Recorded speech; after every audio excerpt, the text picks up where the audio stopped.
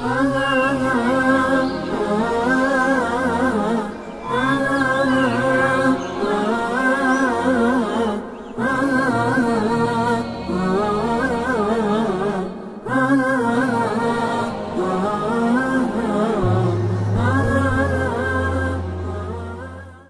عليكم ورحمة الله وبركاته. الحمد لله الذي خلق الموت والحياة ليبلونا أينا أحسن عملا وهو العزيز الغفور. أشهد أن لا إله إلا الله وحده لا شريك له وأشهد أن محمدا عبده ورسوله. اللهم صل وسلم على نبينا محمد وعلى آله وأصحابه أجمعين. أما بعد، فيقول الله سبحانه وتعالى في سورة البقرة: يا أيها الذين آمنوا كتب عليكم الصيام كما كتب على الذين من قبلكم لعلكم تتقون. ويقول نبينا محمد صلى الله عليه وسلم: من صام رمضان إيمانا واحتسابا غفر له ما تقدم من ذنبه. متفق عليه. আজকের এই বাইতুল করিম মসজিদ কমপ্লেক্সে সমাবেত সম্মানিত ভাই বোনেরা, রমাদানের অত্যন্ত বরকতময় একটি মুহূর্তে আমরা একসাথ হয়েছি। আল্লাহর কাছে দোয়া করছি তিনি যেন আমাদের এই বসাটুকু কবুল করেন, কিছু ভালো কথা শেয়ার করার তৌফিক দান করেন এবং সেগুলোকে বাস্তবে বোঝার এবং আমল করার তৌফিক দান করেন। যেহেতু উন্মুক্ত প্রশ্নোত্তর এবং মনে হচ্ছে অনেক বেশি প্রশ্ন, আমরা আর অন্য আলোচনায় না গিয়ে প্রশ্নোত্তর পর্বে সরাসরি প্রবেশ করছি। প্রথম প্রশ্ন: আজকাল ইন্টারনেট ও স্মার্টফোনের কারণে বাসাতে বাচ্চারা নষ্ট হয়ে যাচ্ছে, এ থেকে পরিত্রাণের উপায় কী? ইসলামের যে ইউনিভার্সাল নীতিমালা দেওয়া হয়েছে, এটা শুধু মসজিদের জন্য দেওয়া হয়নি, ব্যক্তির জন্য দেওয়া হয়নি, আলেমদের জন্য দেওয়া হয়নি, সবার জন্য দেওয়া হয়েছে। অতএব আমরা একজন ব্যক্তিকে কি করে নষ্ট হওয়ার হাত থেকে বাঁচাতে পারবো, পরিবারকে এবং পরিবারের সদস্যদেরকে কিভাবে বাঁচাতে পারবো, সমাজকে, দেশকে, বিশ্বকে কিভাবে বাঁচাতে পারবো, ফুল ডেসক্রিপশনই কোরআন এবং সুন্নাহয় দেয়া আছে। এটা ঠিক যে আজকাল নানাবিধ স্কোপ বেড়েছে, এর কারণও আমাদের সামনে স্পষ্ট। সেটি হচ্ছে আসলে ব্যবসায়িক মনোবৃত্তি। ইন্টারনেট এটা বিজ্ঞানের একটা নব আবিষ্কার, যেটা পুরো গোটা পৃথিবীকেই বরং গোটা বিশ্ব জগৎকে মোটামুটি হাতের মুঠোয় নিয়ে এসছে। এর আগ পর্যন্ত মনে হয় এত তথ্য প্রবাহ পৃথিবীতে সৃষ্টি হয়নি। স্মার্টফোন, যেটার মাধ্যমে ইন্টারনেট সহ আরও অনেক কিছু করা যায়, এগুলোর ভালো দিকও আছে, কিন্তু ব্যবসায়িক কারণে ব্যবসায়ীরা এর মন্দ দিকটাকে বেশি সম্প্রসারিত করেছে। ইন্টারনেটের মধ্যে ভালোর পাশাপাশি মন্দ ওয়েবসাইট অনেক, এবং সেগুলো এখন হাতের কাছেই। আর স্মার্টফোনের কথা যেটা প্রশ্ন এসেছে, তার বদৌলতে নেটটা আরও অ্যাভেলেবল হয়ে গেছে। আমরা এখন দেখি ছোট্ট শিশুর হাতেও স্মার্টফোন, আর বাবারা শখ করে নেটেও সংযোগ স্থাপন করে দেন। এই ছোট্ট স্মার্টফোনের মধ্যে একদিকে যেমন কোরআন সুন্নাহ রাখা যায়, ভালো ভালো বই রাখা যায়, সাথে সাথে অনেক খারাপ কিছুও শেয়ার করা যায়। একটা তো কি বলে যে অ্যাপস আছেই, শেয়ার ইট, না? শেয়ার ইটের মধ্যে সাথে সাথে সব কিছু, এছাড়াও আরও অনেকগুলো শেয়ার করার ওই মানে কি বলে যে সফটওয়্যার আছে, যেমন হোয়াটসঅ্যাপ, ভাইপার, হ্যাংআউট ইত্যাদি আরও অনেকগুলো। ছবি শেয়ার করা যায়, ভালো কিছু শেয়ার করা যায়, খারাপ কিছু শেয়ার করা যায় ইত্যাদি। আমাদের আসলে ইসলামের মূল নীতিতে অগ্রসর হওয়া উচিত, যেটা আমি শুরুতেই বলেছি যে ইসলাম সর্বক্ষেত্রেই আমাদেরকে নষ্ট হয়ে যাওয়া থেকে উদ্ধার হওয়ার পথ দেখিয়ে দিয়েছে। এটা তো আমরা সূরা ফাতিহার মধ্যে প্রতিদিনই দোয়া করি, ইহদিনাস সিরাতাল মুস্তাকিম। যাই হোক, আমরা স্পেসিফিক কথায় আসি। সেটি হচ্ছে আসলে প্রত্যেকটা জিনিসের ব্যবহার একটা বিধি আছে। একটা হচ্ছে কমন বিধি, একটা ম্যানুয়াল তৈরি করেছেন যে কোনো স্মার্টফোন অথবা যে কোনো ইকুইপমেন্ট যারা তৈরি করছেন, তাদের ম্যানুফ্যাকচারার যারা, তারা একটা ম্যানুয়াল দিয়ে দিয়েছেন সবসময়। আর আরেকটা ম্যানুয়াল দিয়েছে কে? মহান আল্লাহ তাআলা। আল্লাহ তাআলার একটা ম্যানুয়াল আছে। আনফর্চুনেটলি আমরা শুধু ওই ইকুইপমেন্টের সাথের ম্যানুয়ালটাই পড়ি, কিভাবে কত ধরনের স্কোপ আছে সবগুলো খুঁজে বের করি, কিন্তু আল্লাহর ম্যানুয়ালটা আমরা পড়ি না। আজকে যে সমস্ত শিশু, কিশোর কিংবা তরুণদের হাতে এই ইকুইপমেন্টগুলো চলে গেছে, তারা কি ইসলামের ম্যানুয়ালটা জানে? এটাই হচ্ছে আমাদের সবচেয়ে বড় ট্র্যাজেডি। আমাদের প্যারেন্টসরাও কিন্তু তাদের হাতে সে ম্যানুয়ালটা তুলে দেননি। তারা কোরআন পড়তে জানে না, কোরআনে কি বলেছে, কি ইনস্ট্রাকশন তাদেরকে দিয়েছে, কি সিরাতুল মুস্তাকিমের দিকে তাদেরকে গাইড করেছে, এটা কিন্তু তারা জানে না। ফলে আজকের এই বিশাল তথ্য প্রবাহ এবং পাশাপাশি বিভিন্ন যন্ত্রের ব্যবহার, বাসায় গেলে টিভি, স্মার্ট টিভি, তারপরে ট্যাব, তাই না, কম্পিউটার, তারপরে যে ল্যাপটপ ইত্যাদি নানা জিনিসের মধ্যেই কিন্তু আমাদের ফুল কনসেন্ট্রেশন। একজন বিখ্যাত কবি আহমদ আল জাসার, উনি সৌদি আরবের কবি ছিলেন। আমি যখন মদিনায় প্রথম যাই, এটা সম্ভবত 89 অথবা 90-তে তার একটা সাক্ষাৎকার শুনছিলাম। তাকে প্রশ্ন করা হয়েছিল প্রায় অনেকটা সেম প্রশ্নই। বলা হয়েছিল একটু ভিন্ন প্যাটার্নে আর কি, যে আপনি তো একজন এদেশের সেরা কবি, আপনাদের সময় আমরা দেখেছি আপনি সহ আর অনেকেই, আপনাদের অনেক জ্ঞানের পরিধি, অনেক কিছু জানেন, অনেক বড় স্কলার আপনারা হতে পেরেছেন, আপনাদের সাথীরা হতে পেরেছে, কিন্তু আজকের যুগে আপনাদের সমমানের কোনো স্কলার কেন পাওয়া যায় না? অথচ আজকে বিজ্ঞানের বদৌলতে স্কোপ বেড়েছে, সুযোগ সুবিধা বেড়েছে, সব কিছুই বেড়েছে। গুরুত্বপূর্ণ প্রশ্ন, এই জন্য একটু সময় নিচ্ছি, কারণ এখানে আসলে মানে গাইডমূলক কিছু কথাবার্তা আছে। তো উনি বললেন যে দেখেন, আমাদের সময়ে আমাদের ফুল কনসেন্ট্রেশন ছিল তালাবুল ইলম, সিকিং নলেজ। আমরা জ্ঞান অনুসন্ধিৎস ছিলাম, আমরা স্ক্যাটার্ড ছিলাম না। আমরা হয়তো কিছু ব্যায়াম করতাম, খেলাধুলা করতাম, আর বাকি সময়টাই আমরা পড়াশোনা করতাম। কিন্তু আজকে ছেলেপেলেরা তাদের হাতে ফোন, গসিপ করছে, পত্রপত্রিকায় সময় নষ্ট করছে, টিভিতে সময় নষ্ট করছে, নেটে সময় নষ্ট করছে, স্টেডিয়ামে দৌড়াচ্ছে খেলার জন্যে। একটা খেলার ক্রেজ, ক্রিকেট, ফুটবল, নানা ধরনের খেলার একটা ক্রেজ তাদের মধ্যে সৃষ্টি হয়েছে। তাহলে এটা ঠিক যে স্কোপ অনেক বেড়েছে, কিন্তু তারা কি সেই স্কোপগুলো ব্যবহার করতে পারছে না? তাদের প্যারেন্টসরা তাদেরকে সে সুযোগ করে দিচ্ছেন না, শিক্ষা প্রতিষ্ঠানগুলোকে সেই প্রশিক্ষণটা দিচ্ছে। তো আজকে আমি দেখেছি অনেক বাবা মা স্মার্টফোন কিংবা ট্যাব, কম্পিউটার বাচ্চাদের হাতে তুলে দিচ্ছেন। তারা খুশি যে বাচ্চারা খুব মানে অনেক কিছু তারা শিখছে, তারা আধুনিক মডার্ন যে সায়েন্স এবং টেকনোলজি তার সাথে পরিচিত হচ্ছে। কিন্তু আপনারা যদি একটু খেয়াল করে দেখেন, আমি প্যারেন্টসদেরকে বলবো, দেখবেন যে এই বাচ্চারা কি ছবিগুলো শেয়ার করছে, কি প্রোগ্রামগুলো শেয়ার করছে, কি তারা ব্রাউজ করছে এবং কি দেখছে।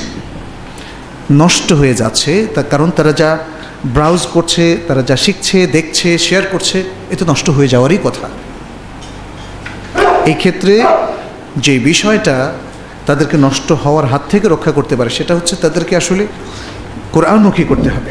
রমাদান মাসে এখন আমরা অবস্থান করছি, আমাদের সন্তানদেরকে কোরআন শেখানোর জন্য স্পেশাল ইন্টেন্সিভ কোনো প্রোগ্রাম কি এখানে আছে? আমাদের আশেপাশে আছে, দু একটা মসজিদ যদি করে, ও সব মসজিদে তো করা হচ্ছে না। আমাদের শিক্ষা প্রতিষ্ঠানগুলো এই বাচ্চাদের নৈতিক স্থানটাকে মজবুত করার জন্য কি শিক্ষা পদ্ধতি প্রণয়ন করেছে? আমাদের শিক্ষকরা কি তাদেরকে প্রফেশনাল জ্ঞান দেওয়ার পাশাপাশি নৈতিক শিক্ষাটা দিচ্ছেন, ইসলামের জ্ঞানটা দিচ্ছেন, কোরআন সুন্নাহর মোটিভেশনটা দিচ্ছেন না। আমাদের প্যারেন্টসরাও মহাব্যস্ত তাদের সংসার, তাদের চাকুরি, তাদের প্রফেশন ইত্যাদিতে। তাহলে এই সন্তানদের হাতে আপনি যে টেকনোলজি তুলে দিয়েছেন, সেটার ব্যবহার বিধি তো তুলে দেননি। তার জন্য যে গাইডেন্স দরকার সেটা তো করেননি, তার জন্য যে মনিটরিং দরকার সেটা তো করেননি। এই জিনিসগুলো যদি আজকের প্রেক্ষাপটে খুব স্ট্রংলি করা না হয়, একদিকে পারিবারিক শিক্ষা ব্যবস্থা, অন্যদিকে ধর্মীয় ইনফর্মাল শিক্ষা ব্যবস্থা যেমন ইসলামিক সেন্টার অথবা মসজিদগুলো, আর পাশাপাশি শিক্ষা প্রতিষ্ঠানগুলো যদি তাদের দিকে নজর না দেয়, তাহলে আসলে তারা নষ্টই হয়ে যাবে, তাদেরকে রক্ষা করার কোনো পথ নাই। আমি মনে করি শুধু একটা পর্যায়ে রোল প্লে করলে হবে না, এখানে মাল্টিপল রোল প্লে করতে হবে। আসুন আমরা সেই কাজটা করি, কারণ আমাদের মধ্যে আজকে এখানে যারা উপস্থিত হয়েছেন অথবা যারা পরবর্তীতে আমাদের আলোচনা নেট থেকে শুনবেন, তাদের মধ্যে কেউ আছে প্যারেন্টস, কেউ আছে শিক্ষক, এবং কেউ আছে ধর্মীয় ব্যক্তিত্ব, মসজিদের ইমাম এবং খতিব। ফলে সকলে মিলে নিজ নিজ দায়িত্ব যদি এই শিশুদেরকে গাইড করার ক্ষেত্রে তারা পালন করেন, তাহলেই তারা নষ্ট হয়ে যাওয়ার হাত থেকে রক্ষা পাবে। অন্যথায় সেটা মনে হয় কঠিন হয়ে পড়বে। আমরা দোয়া করছি নতুন প্রজন্মের প্রতি আমাদের অনেক আশা, অনেক ভরসা। আল্লাহ যেন তাদেরকে সঠিকভাবে গাইড করার তৌফিক আমাদেরকে প্রদান করেন। আমরা যেন প্রত্যেকেই নিজ নিজ দায়িত্ব পালন করতে পারি, তাহলেই এই বাচ্চাদের মধ্যে ইতিবাচক পরিবর্তন দেখা দেবে। তারা সুশিক্ষিত হবে এবং তারা প্রপারলি গাইডেড হবে, তারা নৈতিক শিক্ষায় সমৃদ্ধ হবে। আল্লাহ যেন কবুল করেন, আমিন। একজন বাচ্চা জন্মের পরপরই পিতামাতার কি কি দায়িত্ব কর্তব্য রয়েছে? আমার বাচ্চাকে আমি বড় আলেম বানাতে চাই, কিভাবে করলে সফল হব? জন্মের পরপর কেন বলছেন? জন্মের আগেও কি কোনো দায়িত্ব নেই? জন্মের আগ থেকেই এই দায়িত্বের ব্যাপারে সচেতন হতে হবে। আপনি যদি হন একজন বাবা, তাহলে আপনার বিবাহ করার আগ থেকেই আপনাকে প্রস্তুতি নিতে হবে। ফাদফার বেদাতি দিন, দিনদার স্ত্রী পাওয়ার জন্য ট্রাই করতে হবে, প্ল্যান করতে হবে। এরপর সন্তান যখন আসবে তারও কিছু পূর্ব প্রস্তুতি আছে। মাতৃগর্ভে যখন কোনো সন্তান অবস্থান করে, তখন যিনি মা হবেন তার কিছু প্রপার গাইডের প্রয়োজন। তিনি দিন অভিমুখী হবেন, তিনি কোরআন পড়বেন নাকি সিরিয়াল দেখবেন বসে বসে? তখন তো পেটে থাকতেই সন্তান ওই সিরিয়ালের প্রতি তার একটা আগ্রহ জন্মেই যেতে পারে। কারণ যেভাবে আমরা এখন দেখছি স্কুলের ক্লাস 1-2 বাচ্চারা কোন চ্যানেলে কি হয় সবই মুখস্থ করে। সুতরাং মার আচরণ তার গর্ভস্থ সন্তানের উপর প্রভাব বিস্তার করে। অতএব প্রস্তুতি জন্মের আগ থেকেই নিতে হবে, এটা একটা বিষয়। আর কিছু সাংসারিক বিষয়ও আছে, কিন্তু আমরা সবসময় ধর্মীয় বিষয়টাকে হাইলাইট করি, অবশ্যই সেটাকে গুরুত্ব দেওয়া উচিত, কিন্তু সাংসারিক বিষয় আছে। একজন বাবা তার স্ত্রীকে যখন তিনি গর্ভবতী থাকেন হেল্প করেন, তার কিছু কিন্তু মানসিক এবং শারীরিক যত্ন নেওয়ার প্রয়োজন।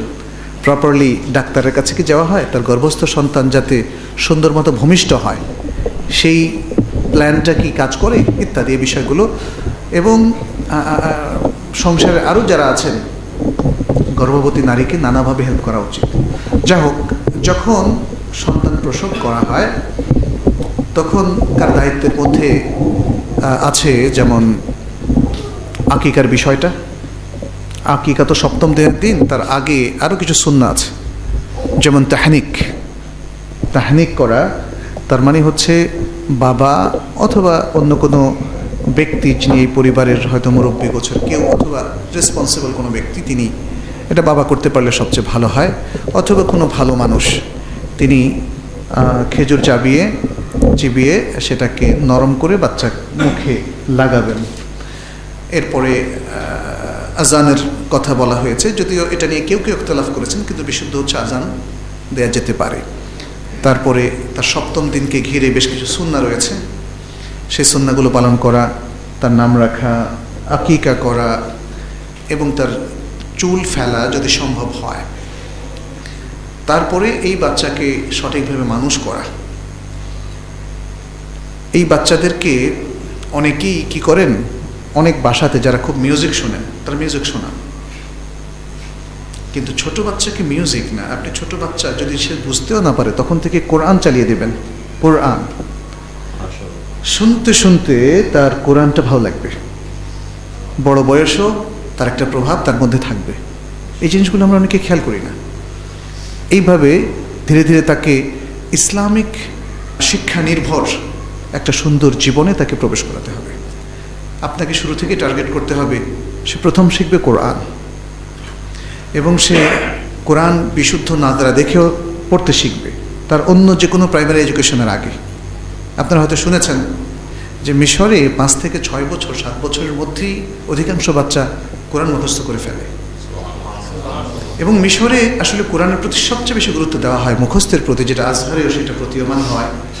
মিশরীয় ছাত্রদের যেই সাবজেক্টই তারা পড়ুক না কেন, লোগা পড়ুক, ফিকহ পড়ুক বা অন্য যে কোনো শরিয়ার সাবজেক্টে পড়ুক, তাদেরকে হাফেজুল কোরআন হতে হয়। ফলে এই যে একটা ধারা তৈরি হয়েছে, ছোট বাচ্চা বয়স পর্যন্ত তার একটা প্রভাব সৃষ্টি হয়েছে। আমাদের দেশে অন্য ধারা সৃষ্টি হয়েছে, তরুণদের কোরআন পড়তেই হয় না, তাই না? না পড়লে তার শিক্ষা জীবনে এটার কোনো ধরনের বিরূপ প্রতিক্রিয়া পড়ে না বলেই প্রতীয়মান হয়। ফলে বিশাল সংখ্যক তরুণ বা কিশোর, এমনকি শিশুরাও কোরআন পড়াটার প্রতি কোনো গুরুত্ব দেয় না। এটা বিশাল বড় ধরনের ভুল। মুসলিম সন্তানরা যদি কোরআনমুখী না হয়, কোরআন শিক্ষাকে সবচেয়ে বেশি প্রায়োরিটি না দেয়, তাহলে দুনিয়ার শিক্ষা তাদের জন্য সুন্দর হবে না। আপনি বলেছেন যে আমার বাচ্চাকে বড় আলেম বানাতে চাই, তাহলে কোরআন বিমুখ হয়ে বড় আলেম কেমনে হবে? বড় আলেম হওয়ার জন্য কোরআন মুখস্থ করতেই হবে। কোরআন মুখস্থ করা একজন আলেমের জন্য বিশাল প্লাস পয়েন্ট। কোরআন মুখস্থ করলে সে মানুষকে আয়াতগুলো সাথে সাথে কোট করে সূরা আয়াত নাম্বার সহ বলতে পারবে, তাই না? আর কোরআনের মধ্যে আল্লাহ তাআলা একটা প্রভাব রেখে দিয়েছেন, তা'থীর। কোরআন যখন মানুষ বারবার বলতে থাকে আয়াতের পর আয়াত, সমস্ত শ্রোতারা, তাই না, বিশেষ মনোযোগের সাথে শুনতে থাকে এবং তারা প্রভাবিত হয়। সুবহানাল্লাহ, এত জ্ঞান! কোরআনের এমনি একটা তা'থীর আছে, যিনি পড়েন তার উপরেও পড়ে, যারা শুনে তার উপরেও পড়ে। কোরআন শোনার সাথে যদি বোঝাটা থাকে, কি সুন্দর! কিন্তু এই সিস্টেমগুলো ইনকর্পোরেট করতে হবে। আজকে যদি আমাদের জেনারেল শিক্ষা ব্যবস্থা এটা না থাকে, তাহলে ইনফর্মাল মসজিদ এর মধ্যে একটা শিক্ষা ব্যবস্থা চালু করতে হবে, যাতে পরিবারের সদস্যদেরকে ইনফর্মাল শিক্ষা শিক্ষিত করা যায়, শিশুদেরকেও শিক্ষা দেওয়া যায়। আমি ইন্দোনেশিয়াতে গিয়েছিলাম, সেখানে বেশ কিছু মসজিদ ভিজিট করেছি। প্রত্যেকটা মসজিদেই চমৎকার বাচ্চাদের প্রি স্কুলিং আছে, অনেক বাচ্চা, 300-400 বাচ্চা পড়ে, বাচ্চাদের প্রি স্কুলিংয়ের ব্যবস্থা। তার মানে তাদের আর কিন্ডারগার্টেনে যাওয়ার প্রয়োজন নেই। কিন্ডারগার্টেনে কেন যাবে? এই ছোটো বাচ্চাটাকে আপনি কিন্ডারগার্টেনে কেন পাঠাবেন? সেখানে এখানেই প্লে করুক না, এখানেই নার্সারি করুক না। এই বাচ্চাদের এই মসজিদ, কত মসজিদ, এই মসজিদগুলোতে যদি এই বাচ্চাদেরকে আমরা একটু জায়গা করে দিই, সকালবেলা ফজর থেকে জোহর পর্যন্ত মজা করুক না তারা প্লে, নার্সারি অথবা কেজি 1 কেজি 2 পর্যন্ত এখানে যদি ইনফর্মাল এডুকেশন তারা দুনিয়া আখিরাতে দুটোই শেখে কোরআন সহ, তাহলে তো এরপরে সে প্রাইমারিতে গেলে কোনো সমস্যা হবে না। কিন্তু এখন কিন্ডারগার্টেনেই আমরা ইংলিশ স্কুলে পাঠাচ্ছি প্লে গ্রুপ থেকে, ওখানে তো আর ইসলাম শেখে না। এই প্রবলেমগুলো আমাদের আছে। সেখানে ফার্স্ট এইড, সেখানে বাচ্চাদের আরও নানাবিধ সুযোগ সুবিধা আছে, সেখানে বাচ্চাদের নানা কো কারিকুলার অ্যাক্টিভিটিস আমরা দেখলাম। তো মসজিদকে তো আমরা এমন একটা উপাসনালয় পরিণত করেছি যে এখানে বাচ্চা ঢুকতে পারবে না। একটা বাচ্চাকে তো দেখতেছি না আজকে। এই বাচ্চারা এই ধরনের আলোচনা শুনতে কিন্তু ভালোবাসে। আমি অবাক হয়েছি, যখন আমরা সরল পথে কাজ করতাম তখন ক্লাস 2-3 বাচ্চারা, এমনকি আমি টাঙ্গাইলে না, আমি সিরাজগঞ্জে গেলাম, সেখানে নার্সারির একটা বাচ্চা বলছে আপনাদের অনুষ্ঠান আমরা দেখি, এবং কিছু কিছু ডায়লগ মুখস্থ করে ফেলেছে। তাহলে আমরা অনেক সময় ছোটো বাচ্চাদের বলি এদের জন্য এগুলো ভারী হয়ে যায়। না, ভারী কেন হবে? ওরা মসজিদমুখী হবে, মসজিদে তাদেরকে আনতে হবে। তো এটা আমাদের জন্য একটা, যে বাচ্চাকে আপনি আলেম বানাবেন, কই বাচ্চাকে মসজিদে পাঠাচ্ছেন না কেন? বাচ্চাদেরকে মসজিদে আসার সুযোগ দিতে হবে, তাদেরকে আদব কায়দা শেখাবেন। এর মধ্যে কিছু বাচ্চা দুষ্টামি করবে, ওটা সহ্য করবেন। বাচ্চাদের সব কিছু আল্লাহ ক্ষমা করে দিয়েছেন। ওয়া আনিস সাবিয়্যি হাত্তা ইয়াহতালিম, সে বালেগ হওয়া পর্যন্ত তার সব কিছু মাফ। বাচ্চাদেরকে মসজিদে না আনলে মসজিদের প্রতি ভালোবাসা কেমনে জাগবে তার? মসজিদ এখন তো বাইরে যেখানে যান শুধু অন ইসলামিক পরিবেশ। মসজিদের মধ্যেই তো এখন আল্লাহ রাসূল সাল্লাল্লাহু আলাইহি ওয়াসাল্লামের কথা, কোরআন দেখে, টুপি দেখে, দাড়ি দেখে, ইবাদত দেখে, সালাত দেখে তারা এখন তো ইমানি পরিবেশ তো মসজিদেই পাবে। আপনি সযতনে সমস্ত বাচ্চাদেরকে আপনি ইমানি পরিবেশ থেকে দূরে রেখেছেন, এটা করা যাবে না।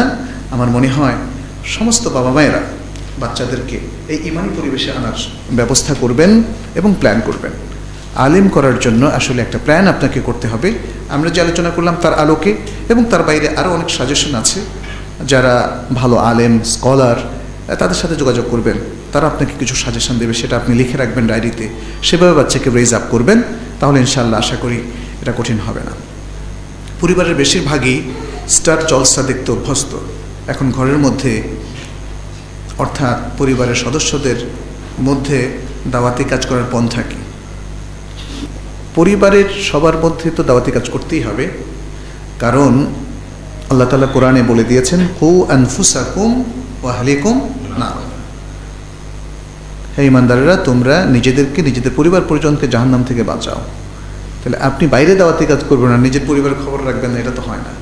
বাইরেও করবেন এবং নিজের পরিবারে হচ্ছে ফার্স্ট প্রায়োরিটি। সুতরাং আপনি পরিবারের সন্তানরা, যদি আপনি অভিভাবক হন তাহলে একটা, আর যদি সন্তান হন তাহলে আরেক রকম। অভিভাবক হিসাবে পরিবারের প্রত্যেকটা ছেলে সহি আকিদা তারা শিখলো কিনা, জানলো কিনা, ইমান তারা বুঝলো কিনা এবং ইমান তারা ধারণ করলো কিনা, এই বিষয়গুলো খোঁজখবর রাখতে হবে এবং তার জন্য তাদেরকে প্রশিক্ষণের ব্যবস্থা করতে হবে। বাসায় ভালো মানুষদের, স্কলারদের আনাগোনা বাড়াতে হবে, রিকোয়েস্ট করতে হবে। একজন স্কলার যদি 5 মিনিটও এসে আমার বাসায় ঢুকেন, থাকেন, একটা নসিহা করে যান, বিশাল ব্যাপার না? এই সুযোগগুলো নিতে হবে। আর আমরা তো আসলে ধর্মটাকে একটা ছোট্ট গণ্ডির মধ্যে আবদ্ধ করে ফেলেছি। যখন কোনো দোয়া কালামের দরকার একজন হুজুর ডেকে নিয়ে আসেন, না, এগুলো ইসলামিক ম্যানার্স না। ইসলামিক ম্যানার্স হচ্ছে আপনি সম্মানিত একজন জ্ঞানী লোককে ডেকে নিয়ে আসবেন, যিনি এসে আপনার এখানে ভাড়ায় খেটে কোরআন পড়বেন, এমন লোকের দরকার নেই।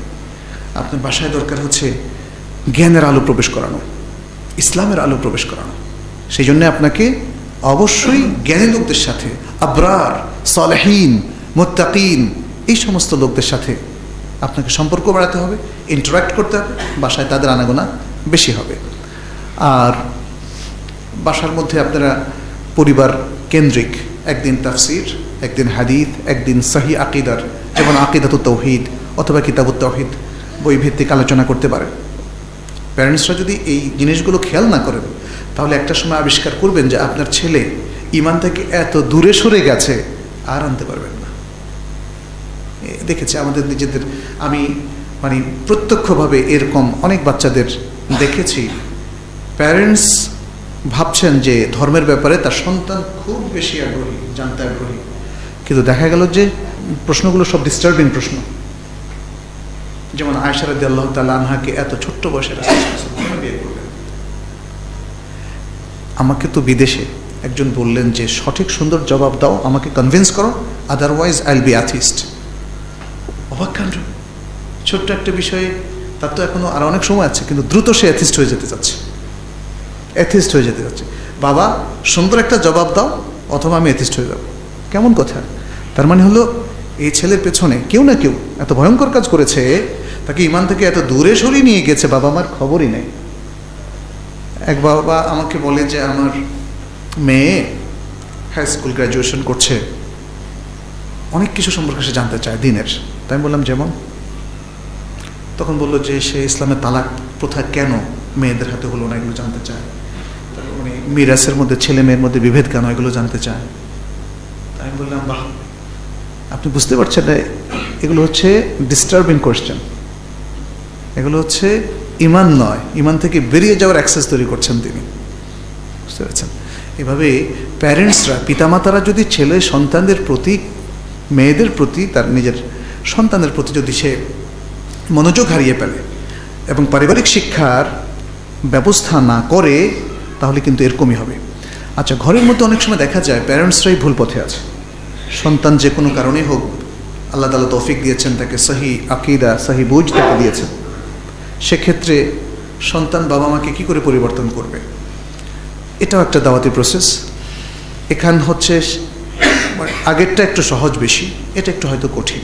মুরব্বীদেরকে কীভাবে প্রপারলি গাইড করা যাবে, সম্মান রেখে, আদব বজায় রেখে, এখানে ধৈর্য, প্রজ্ঞা এবং জ্ঞানের সম্মিলন লাগবে। তাছাড়া মুরব্বীদের মধ্যে কাজ করা বড় কঠিন। যাই হোক, আমরা বলবো যে প্রত্যেক ফ্যামিলিতে যারা নিষ্ঠাবান, ভালো মুসলিম, সচেতন মুসলিম, তারা যখনই আবিষ্কার করবে যে তার ফ্যামিলির মধ্যে সঠিক ইসলামটা নাই, তখন তাকে সেজন্য পারিবারিক বিভ্রান্তি দূর করার জন্য বা পরিবারকে সংশোধন করার জন্য একটা প্ল্যান নিতে হবে। তিনি প্যারেন্টস হন অথবা তিনি সন্তানই হন, যেই হন না কেন। এবং সেক্ষেত্রে মানে যারা প্রাজ্ঞ, বিজ্ঞ, যারা পরিবারকে কাউন্সেলিং করেন, এই ধরনের লোকের সাহায্য নিতে পারেন। আনফর্চুনেটলি আমাদের দেশে পারিবারিক কাউন্সেলিং হচ্ছে না। এবং পরিবারগুলোকে সমৃদ্ধ করার ব্যাপারে কোনো কনসাল্টিং মানে কোনো সুযোগ সুবিধা স্কোপ আমরা দেখতে পাচ্ছি না। কিন্তু এক্ষেত্রে আপনারা যেমন ভালো কোনো যারা জ্ঞান রাখেন, আলেম, ধর্মীয় ব্যক্তিত্ব, খতিব ইত্যাদি, তাদের কাছ থেকে আপনারা হেল্প নিতে পারেন। এবং বিশেষ করে আপনি এখানে দাওয়াতি কাজের পন্থার কথা বলেছেন, আসলে দাওয়াতি কাজের পন্থা আলাদা কোনো পন্থা নয়, এটা আপনার প্রজ্ঞার উপর নির্ভর করে। আপনি ডাইনিং টেবিলে বসেও কিন্তু দাওয়াতি কাজ করতে পারেন। আপনি বলতে পারেন আপনার বাবাকে, মাকে, যে বাবা একটা সুন্দর লেকচার পেয়েছে, শোনো। অথবা বাবা মা সন্তানকে বলতে পারো, দেখো আমার সাথে বসে তোমরা কিছু লেকচার শোনো। বিশেষ করে যারা টিনেজার, তাই না, 10, 12, 13, 14, 15 বছর বয়স, যারা বাবা মায়ের সাথে শুনে ধীরে ধীরে তাদের একটা শোনার অভ্যাস গড়ে উঠবে আর জানাটা হবে। নানামুখী পদক্ষেপ নিয়ে আমরা পরিবারের মধ্যে দাওয়াতি কাজ করতে পারি। আর আরেকটা করা যেতে পারে, সেটা হচ্ছে যেমন এই ধরনের যখন কোনো মাহফিল হবে অথবা কোনো সেমিনার হবে, ইসলামিক বিশেষ কোনো কোর্স অফার করা হবে, সেখানে পুরো পরিবার মিলে আমরা যেতে পারি। যদি নারী পুরুষ উভয়েরই ব্যবস্থা থাকে, তাহলে সেখানে গিয়ে একটা এনথুজিয়াজম, একটা অনুপ্রেরণা আমরা লাভ করতে পারি। একই ঘরের মধ্যে অর্থাৎ যৌথ পরিবারে দেবর ও ভাবি এর মধ্যে পর্দা লঙ্ঘন হয় বেশি, এ ব্যাপারে করণীয় কী? এ ব্যাপারে করণীয় হচ্ছে দেবর ও ভাবি একসাথে থাকার দরকার কি? তারা একসাথে থাকবে না। আজকে অবশ্য একান্নবর্তী ফ্যামিলিতে এই সমস্যাগুলো ছিল, এখন তো সেটা কমে এসছে। তবে আমার মনে হয় একান্নবর্তী ফ্যামিলির সমস্যা এখন না। এখন যেটা সমস্যা সেটা হচ্ছে মানুষ বেশি ফ্র্যাঙ্ক হয়ে গিয়েছে, পর্দা উঠে গিয়েছে। পর্দা উঠে যাওয়াটাই হচ্ছে এই ধরনের রিলেশনের মেন কারণ, তাই না? এখন দেখা যাচ্ছে যে বন্ধু এসেছে, এখন বন্ধুর মানে নিজের ওয়াইফ বন্ধুদেরকে খাবার বেড়ে দিচ্ছে, যত্ন করছে, এটা একটা। আচ্ছা, যদি হাজব্যান্ডের বন্ধুকে তিনি সেবা যত্ন করেন, তাহলে দেবরকে তো আরও বেশি করা দরকার, তাই না? এই কারণে একটা ক্লোজনেস, পর্দাহীনতা সৃষ্টি হয়েছে, যে এই ক্লোজ রিলেশনের মধ্যে স্বামীর হাজব্যান্ডের মানে স্বামীর বন্ধুবান্ধব অথবা স্বামীর ভাই বেড়াদার বা কাজিনদের সাথে তার কোনো পর্দা লাগবে না, এরকম একটা ভাব সবার মধ্যে চলে আসে এবং এখান থেকে যত আপত্তি তৈরি হয়। রাসূল সাল্লাল্লাহু আলাইহি সাল্লাম দেবরকে কি বলেছেন? আলহামু আল মউত, তিনি মৃত্যুতুল্য বলেছেন। কেন মৃত্যুতুল্য? কারণ এখানেই সাংসারিক যত অশান্তি তৈরি হতে পারে, যত অনৈতিক সম্পর্ক এখান থেকেই দানা বেঁধে পড়তে পারে। অতএব দেবর এবং ভাবি তাদের মধ্যে শুধু পর্দার লঙ্ঘন যে দূর করতে হবে শুধু সেটাই না, বরং তারা কখনো নির্জনে গসিপ করবে না, একসাথ হবে না। তারা অন্য মুরব্বীদের সামনাসামনি যদি কথা বলতে হয় কথা বলবে, পর্দা তো থাকতেই হবে। চাচাতো বোন, মামাতো বোন, ফুফাতো বোন এবং ভাইদের মধ্যে প্রায় পর্দার লঙ্ঘন দেখা যায়, এটা তো আমরা বললাম। এদের পর্দা কি পরিমাণে করতে হবে? ফুল পরিমাণেই করতে হবে। পর্দা কি আমাদের সামাজিক প্রথায় আমরা শুধু বোরকাকে পর্দা বানিয়ে নিয়েছি। অর্থাৎ যখন পর্দানসীন মহিলা তিনি ঘরের বাইরে যাবেন, তখন তিনি ঘরে মানে শরীরে বোরকা চাপাবেন এবং মাথা আর মুখ ঢাকবেন। এই যে আপাদমস্তক যিনি পর্দা করছেন বাইরে যাওয়ার সময়, তিনি কিন্তু এই যে কাজিনদের সাথে, স্বামীর আত্মীয়দের সাথে, পুরুষদের সাথে দেখা করছেন, ফ্রিকুয়েন্টলি গল্পও করছেন। তার মানে হচ্ছে পর্দার জ্ঞান এবং নলেজ তাকে দেওয়া হয়নি, অথবা তিনি জানেন না, অথবা জানলেও মানেন না। অতএব ভেতরেও পর্দা করতে হবে এবং সেটা অতি সতর্কতার সাথে করতে হবে। বাইরের পর্দা তো করতেই হবে, বাইরে কেউ আপনাকে ঘাটাতে আসবে না, আপনার সাথে স্পেশাল রিলেশন তৈরি করতে আসবে না, কিন্তু ঘরের ভেতরেই আপত্তি দেখা দেবে, নানা ধরনের প্রবলেম ক্রিয়েট হবে, অশান্তি ক্রিয়েট হবে, শেষ পর্যন্ত আপনার সংসারও নষ্ট হবে। এমন কেস আমাদের কাছে অনেক অনেক অনেক আসে। অতএব ঘরের ভেতরে অবশ্যই পর্দা করতে হবে, কথার পর্দা করতে হবে, দেখার পর্দা করতে হবে, শরীরের পর্দা করতে হবে। তা না হলে পর্দাহীনতার জয় হবে এবং পর্দা লঙ্ঘন হবে, ফরজ লঙ্ঘন হবে, নারী পুরুষ সবাই পাবে বলে গণ্য হবে। একজন মহিলার পরিপূর্ণ হিজাব বলতে কি বোঝায়? তার শরীরের যে অঙ্গ প্রত্যঙ্গগুলো এবং তার সৌন্দর্যগুলো ঢেকে রাখা প্রয়োজন, সেটা কি বোঝায়? পর্দার আয়াত সূরা আন-নূরের মধ্যে আছে এবং সূরা আল আহজাবের মধ্যে আছে। এই দুটো যে কয়েকটা আয়াত, যেমন 30-31 নম্বর আয়াত, সূরা আহজাবের মধ্যেও বেশ কয়েকটা আয়াত এসেছে, এগুলো যদি আমরা পড়ি তাহলে পর্দা সম্পর্কে ক্লিয়ার আইডিয়া হয়ে যাবে।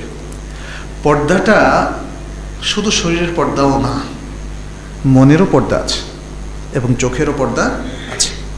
চোখের পর্দাটা সূরা আন-নূরের মধ্যে স্পষ্ট বলে দিয়েছে, কুল্লিল মুমিনিনা ইয়াগুদ্দু মিন আবসারিহিম ওয়া কুল্লুল মুমিনাত ইয়াগুদ্দুনা মিন আবসারিহিন্না। মুমিন নারীদের, পুরুষদেরকে বলে দাও যেন তারা তাদের দৃষ্টি সংযত রাখে, অর্থাৎ পর্দা করে। সব কিছু দেখে না, সব কিছু উন্মুক্ত হলেও আপনি দেখতে পারবেন না। টিভিতে সব কিছু আসে, আপনার বাসায় টিভিতে, এগুলো সব দেখতে পারবেন নাকি? মেয়েরা বিভিন্ন আপত্তিকর পোশাক পরে চলাফেরা করে, তার দিকে আপনি চোখ তুলে তাকাবেন? তাকানো উচিত নয়। ঠিক তেমনি আল্লাহ তাআলা বলছেন যে মুমিন নারীদেরকে বলে দাও তারা যেন তাদের দৃষ্টিশক্তিকে সংযত রাখে, নিচু রাখে, অর্থাৎ চোখের পর্দা করে। আপনি যদি বোরকাও পরেন, বোরকা দিয়ে তো মানে হয়তো পাতলা কাপড় তাদের চোখের সামনে ব্যবহার করেন, আর যারা মুখ খুলে রাখেন দ্বিতীয় অপশনে আমল করে, তাহলে তারা তো চোখ দিয়ে সরাসরি দেখতে পাচ্ছে। তাহলে চোখকে যদি সংযত করা না হয় তাহলে তো ফুল পর্দা হচ্ছে না। তাহলে এটা হলো চোখের পর্দার কথা আমরা বললাম, শরীরের পর্দা, চোখের পর্দা, আর হলো মনের পর্দা। মনের পর্দাটাও অনেকে হয়তো বুঝেন না। হাদিসে যখন বা কোরআনে যখন পর্দার কথা বলা হয়েছে তাহলে অবশ্য মনের পর্দাটাও এখানে ইনক্লুডেড হবে। কারণ আপনি পর্দা করলেন, সব কিছুই মেনটেন করলেন, কিন্তু অবৈধ প্রণয় করলেন, মনের পর্দাটা হলো, এটা কি জায়েজ যে পর্দা করে এভরিথিং জায়েজ? আমাদের অনেকের মধ্যে একটা ধারণা তৈরি হয়েছে যে হিজাবি নারীরা যদি সিনেমায় আসে তাহলে এটা ইসলামিক সিনেমা হয়ে যায়। এটা কি ঠিক? নারীদের পার্টিসিপেশন পুরুষের সাথে একসাথে, এটা কখনো ইসলামিক হতে পারে না। অতএব হিজাবটা শরীরে করতে হবে, চোখে করতে হবে, মনে করতে হবে, সৌন্দর্যকে ঢাকতে হবে। কথারও পর্দা আছে, সেটাও কোরআনে এসেছে, ওয়ালা তাখদানা লাহু বিল কওল। এবং পুরুষদের উদ্দেশ্যে খুব নরম ইনিবিনিয়ে কথা বলা যাবে না, নারীরা ইনিবিনিয়ে কথা বলবে না। এবং পুরুষও হয়তো একজন নারীর সাথে কথা বলছে, আর তার সাথে এত সুন্দর করে কথা বলা শুরু করলো, দুটো নিষিদ্ধ। সাধারণত নারীদের মধ্যে এরকম একটা প্রবণতা বেশি, এই জন্য নারীদেরকে অ্যাড্রেস করা হয়েছে। আর পুরুষদের প্রতিও সেম নির্দেশই যে তারাও নারীদেরকে অ্যাট্রাক্ট করার জন্য ওইভাবে কথা বলবে না, সলিড কথা বলতে হবে, একদম স্ট্রেট ফরওয়ার্ড। আরেকটা হচ্ছে যেমন আওয়াজটাকেও সংযত করতে বলা হয়েছে, তাই না? এই যে যেমন যখন হিল পরে নারীরা চলবে, ঠক ঠক ঠক ঠক করে চলবে না। আর এই যে হিলটা, এই হিলটা তার পর্দা বিরোধী হিল। নারীদের এই অনেক উঁচু হিলটা, সেটা তার দেহকে আকর্ষণীয় করে তোলে এবং তার মুভমেন্টটাকে পুরুষের কাছে অত্যন্ত আকর্ষণীয় রূপে উপস্থাপন করে, এবং এই জন্যই হিলটা তৈরি করা হয়েছে। ভালো নারীরা এটা পড়তে পারবে না।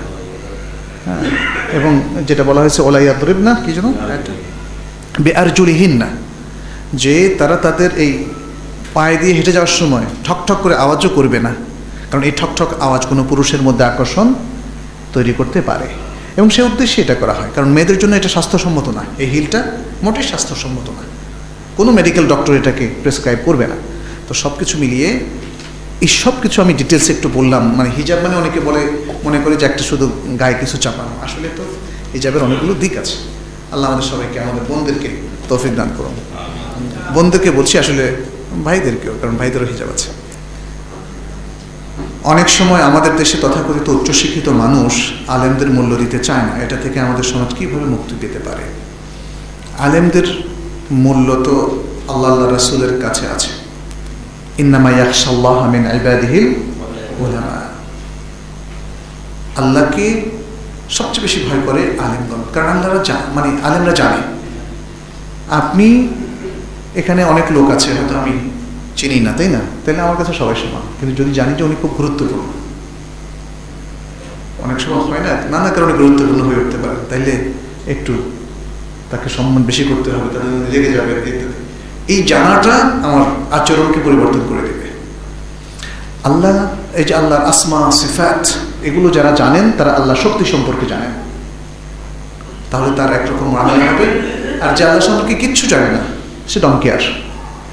কারণ আল্লাহ কি করবেন না করবেন তাকে নিয়ে, কিয়ামতে আল্লাহ কি দাপট দেখাবেন, কি নিয়ন্ত্রণ করবেন এবং সবার যে কঠিন বিচারের ব্যবস্থা করবেন, এটা সম্পর্কে সে গাফেল, সে জানে না। ফলে সে আল্লাহকে ভয়ও পায় না। আলেমদের অনেক মর্যাদা কোরআনে দেওয়া হয়েছে।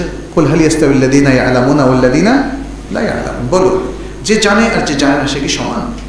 আলেম মানে হচ্ছে নলেজেবল, এলেম মানে নলেজ, আলেম মানে নলেজেবল। আনফর্চুনেটলি আমাদের দেশে নলেজেবল ব্যক্তি হলেই মানে তাকে যে আলেম বলা হয় তা না, নলেজেবল না এমন ব্যক্তিদেরকে অনেক সময় আলেম হিসেবে ট্রিট করা হয়। এটা একটা সমস্যা তৈরি করেছে। এই জন্য অনেক মানুষ মনে করে আলেমদের জ্ঞান কম।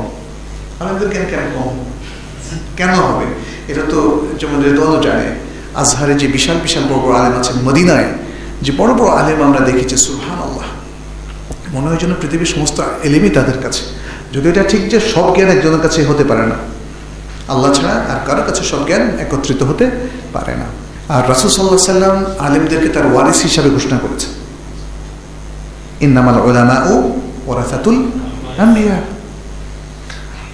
আলেমরা হচ্ছে মুসলিমদের রিলিজিয়াস লিডার, তাদের সর্বক্ষেত্রে তাদের নেতা।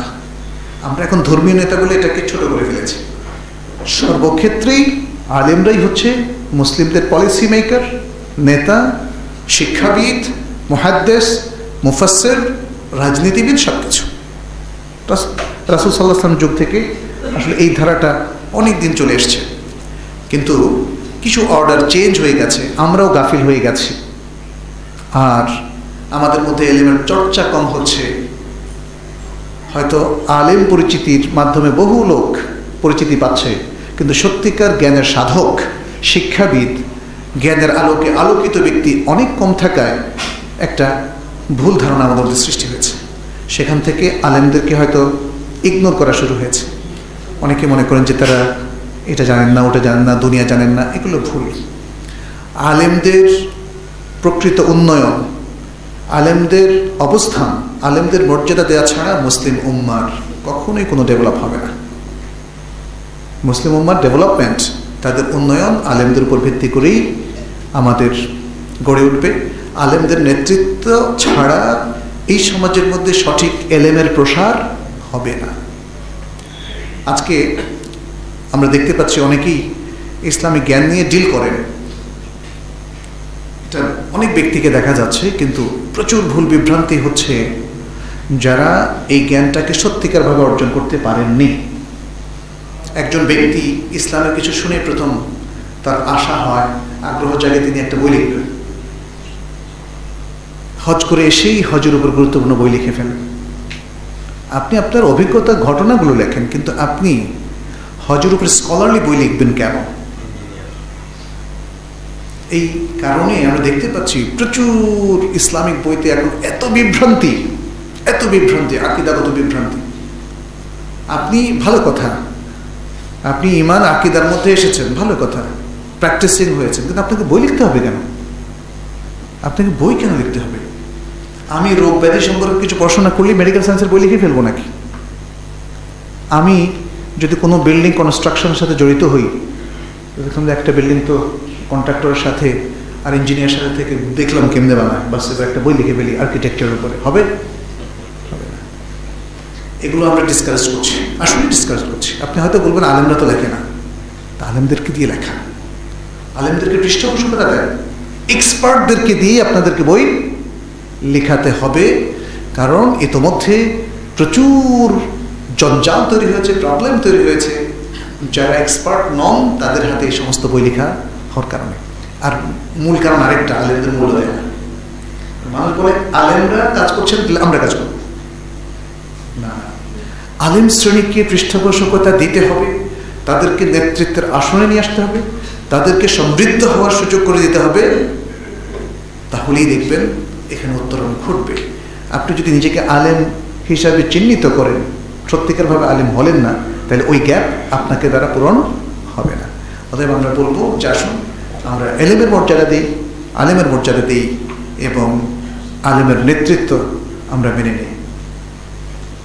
যে কোনো ফরজ সালাত শেষে ইমাম সাহেব কি মুসল্লিদেরকে নিয়ে হাত তুলে মোনাজাত করতে পারবে? রাসূলুল্লাহ সাল্লাল্লাহু আলাইহি সাল্লাম থেকে যেটা সহিভাবে এসেছে সেটি হচ্ছে তিনি মুসল্লিদেরকে নিয়ে একসাথে জামাতবদ্ধ কোনো মোনাজাত করেননি। তাহলে সুন্নাহটা কি? সুন্নাহটা হচ্ছে আল আযকার আকিবাস সালাওয়াত। এখানে কি আছে নাকি? অনেক মসজিদে দেখলাম যে টাঙানো আছে। রাসূল সাল্লাল্লাহু আলাইহি ওয়াসাল্লামের সুন্নাহ হচ্ছে সালাতের পরপর ইমাম যেমন আস্তাগফিরুল্লাহ পড়বেন, তাকবীরের কথাও কোনো কোনো রিওয়ায়াতে এসেছে, তারপরে তিনি আল্লাহুম্মা আনতাস সালাম ওয়া মিনকাস সালাম মুক্তাদিরাও পড়তে পারে। তারপরে আরও যে সমস্ত আযকারগুলো আছে, আল্লাহুম্মা লা মানি'a লিমা আতাইত ওয়া লা মু'তিয়া লিমা মানা'ত ওয়া লা ইয়ানফা'ু যাল জাদ্দি মিনকাল জাdd, আল্লাহুম্মা আ'inni আলা যিকরিকা ওয়া শুকরিকা ওয়া হুসনি ইবাদাতিক, লা ইলাহা ইল্লাল্লাহ ওয়াহদাহু লা শারীকা লাহ, লাহুল মুলকু ওয়া লাহুল হামদু ইউহয়ি ওয়া ইউমীতু ওয়া হুয়া আলা কুল্লি শাইইন কাদির, লা ইলাহা ইল্লাল্লাহ ওয়া লা না'বুদু ইল্লা ইয়্যাহ, লা ইলাহা ইল্লাল্লাহ মুখলিসিনা লাহুদ-দ্বীন ওয়া লাউ কারিহাল কাফিরুন। এরকম আমরা তো জানি দোয়ার বইগুলোতে হিজবুল মুসলিমের মধ্যে আছে। এগুলো হচ্ছে সুন্নাহ। মানে একজন হয়তো বলতে পারে যে আমরা তো মোনাজাত করছি, খারাপ কিছু তো করতেছি না, আর মোনাজাতে ভালো কথাই বলছি, আল্লাহর কাছে দোয়া করছি, সালাতের পরে দোয়া কবুলের সময় সমস্যাটা কোথায়? সমস্যাটা হচ্ছে আমাদের দেশের যে কোনো মসজিদে গেলে আপনি সমস্যাটা বুঝবেন। সমস্যাটা কি? কারণ এই মোনাজাতকে রিপ্লেস করে সুন্নাহকে খেয়ে ফেলেছেন আপনি, সুন্নাহকে আপনি ডিলিট করে দিয়েছেন।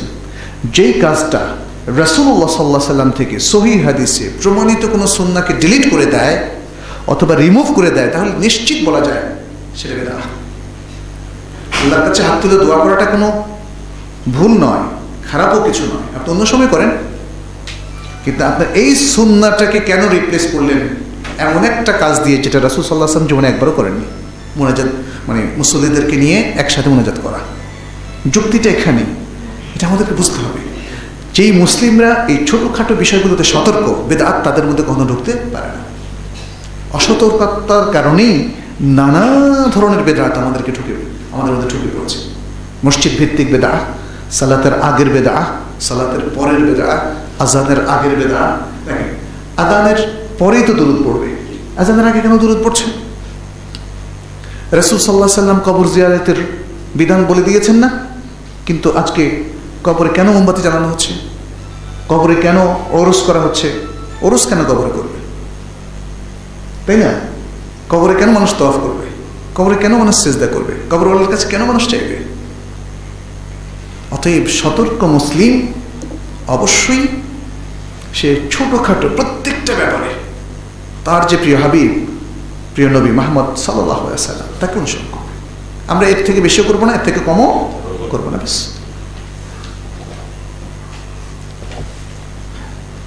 যাকাতের টাকা দিয়ে কি গরিবদের কাপড় কেনা যাবে নাকি টাকাই দিতে হবে? আসলে এখানে সাদাকাতের কথা বলা হয়েছে। সাদাকাত, সাদাকাটা এটা কমন একটা ওয়ার্ড, সব কিছুকে ইনক্লুড করে, অন্তর্ভুক্ত করে। তার মানে যখন যেমন পশু দিয়ে আপনি যাকাত দেন, গরুর যাকাত তো গরু দিয়ে দিবেন, ছাগলের যাকাত ছাগল দিয়ে, কৃষি পণ্যের যাকাত কৃষি পণ্য দিয়ে, অর্থের যাকাত অর্থ দিয়ে। যখন আপনি সেভাবে দিবেন, যার যেটা নিড আছে সেভাবে সে গ্রহণ করবে, এক। আর দ্বিতীয় হচ্ছে, এখন যাকাতের অর্থ আমার কাছে আছে। একজন লোকের নিড হচ্ছে তার দরকার একটা ঘর তৈরি করে দেওয়া, তার থাকার জায়গা না। এই টাকা দিয়ে কি আপনি তাকে ঘর করে দিতে পারবেন? হ্যাঁ, পারবেন। এখন এই টাকাটা যদি তার হাতে দেন, দেখা যাবে যে সে খরচ করে ফেলবে, সে আর ঘর বানাবে না, আবার আগের মানে অবস্থানে চলে যাবে। ঠিক তেমনি কারো হয়তো পরিধেয় বস্ত্র দরকার, যাকাতের টাকা দিয়ে তাকে পরিধেয় বস্ত্র কিনে দিতে পারবেন। কিন্তু আপনি আপনার যাকাতের টাকা একসাথে হলো 50 লাখ টাকা, সবগুলো দিয়ে যাকাতের 3 নম্বর 4 নম্বর স্টাইলের শাড়ি কিনলেন আর সব দিয়ে দিলেন। এটা কি যাকাত দেওয়ার পদ্ধতি? এটা তো যাকাত দেওয়ার পদ্ধতি না। যে খসখসের এবং কঠিন শাড়ি, এটা তো এমনি রোগ হয়ে যাবে মানুষের, এটা পড়লেই। গরিব মানুষকে মানুষ মনে হয় না, এই জন্য তাদের জন্য স্পেশাল অর্ডার দিয়ে যাকাতের শাড়ি তৈরি করা হয়েছে। স্পেশাল অর্ডার দিয়ে তাদের জন্য জাকাতের লুঙ্গি তৈরি করা হয়েছে। এটা ঠিক না, এগুলো ইসলামী আদবের খেলাফ, এবং তাদের এই ভুলভাবে জাকাতের কারণে জাকাত কতটা আদায় হয়েছে সেটা আল্লাহ বিচার করবেন। কিন্তু আমরা বলবো জাকাত অর্থ দিয়ে প্রধানত দেওয়াটা উচিত, অর্থের জাকাতটা। আর যদি কখনো জাকাতের টাকা আপনার কাছে থাকে আর মানুষের নিডটা আপনার কাছে স্পষ্ট হয়, তাহলে জাকাতের টাকা দিয়ে সেই নিডটা আপনি পূরণ করতে পারবেন ইনশাআল্লাহ। গান গাওয়া অথবা শোনা কি হারাম? গান আর সঙ্গীত দুটো শব্দ। গান হলো নাশিদ অথবা শের, কবিতা, দুটোকে গান বলা যায়। এই নাশিদ অথবা শের, এটা আবৃত্তি করাকে আমরা বলি গান গাওয়া। অনেক সময় সুর দিয়ে, অনেক সময় আবৃত্তির ছলে। তো এইটা আসলে যদি কয়েকটা শর্তে জায়েজ আছে। এক, পুরুষরা নারীদেরটা শুনবে না, নারীরা পুরুষদেরটা শুনবে না, তারা নিজ নিজ বলয়ে গাইবে। ভাষাটা শালীন হতে হবে, ইসলামিক হতে হবে, ইসলাম বিরোধীও নয়, কোনো ধরনের অশ্লীলতা থাকতে পারবে না, অবৈধ প্রণয়ের দিকে উজ্জীবিত করতে পারবে না। কারণ হাসান বিন সাবিত রাদিয়াল্লাহু তাআলা আনহু তিনি অনেক কবিতা এবং গান লিখতেন। রাসূল সাল্লাল্লাহু আলাইহি ওয়াসাল্লাম তাকে পারমিশন দিয়েছিলেন অবশ্যই যেগুলো বৈধ সেগুলোর ক্ষেত্রে। আর যেটা সঙ্গীত, যাকে ইংরেজিতে বলা হয় মিউজিক, সেটা শরীয়তে নিষিদ্ধ। আমরা গানকে, ইসলামী গানকে বা কবিতাকে অনেক সময় ইসলামী সঙ্গীত বলি, আসলে ঠিক না। সঙ্গীত তো হচ্ছে মিউজিক, যেটাকে হাদিসের ভাষায় বলা হয়েছে মাআজিফ। বিভিন্ন ধরনের ইনস্ট্রুমেন্ট, প্যাঁ, পোঁ, সুর ইত্যাদি, হারমোনিয়াম, এগুলো হচ্ছে মিউজিক এবং এটা হচ্ছে সঙ্গীত। এইটা আমাদের কমপ্লিটলি অ্যাভয়েড করা উচিত। যে আমার বাবাকে আমি কোনোভাবেই দাঁড়িয়ে রাখাতে পারছি না, এখন আমি কি করতে পারি? আপনি নিজেরটা রেখে দেন আগে। আর বাবাকে নসিহা করা ছাড়া তার কোনো উপায় নেই, বাবাকে নসিহা করা ছাড়া আর কোনো উপায় নাই। নসিহার অনেকগুলো পদ্ধতি আছে। একটা হচ্ছে সরাসরি বাবার সাথে কনভার্স করা, কথা বলা, বাবাকে কনভিন্স করার জন্য ট্রাই করা।